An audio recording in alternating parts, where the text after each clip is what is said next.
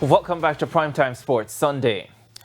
We begin with news on tennis. For the third time in as many years, Jamaica have fallen short in their bid to qualify for Davis Cup Group 2 after going down 3-1 to Uruguay in their playoff tie, which was completed at the Ligani Club in New Kingston on Sunday. Here's Christopher Scott with that story.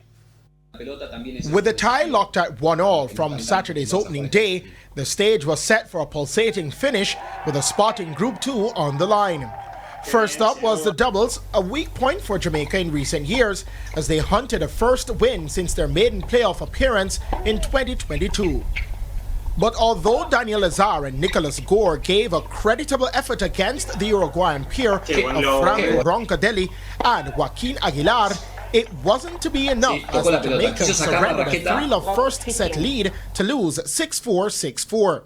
That gave the South Americans a 2-1 lead in the tie, which meant that once again, the country's #1 player Blaise Bittnell needed to win against Roncadeli to keep the home team in contention. However, the Uruguayan lefty came out with a brilliant game plan, pinned the Jamaican to his weaker backhand side. It was a constant theme throughout the match as Roncadeli took the first 6-3. Bittnell fought back to take the second 7-5 and even got an early break to go 2-0 up in the third.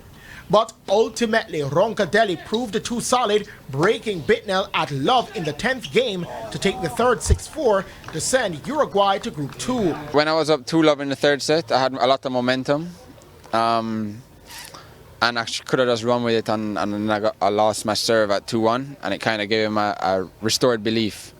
Whereas before, I feel like I had him. But, you know, credit to him, he never went away and he stayed there.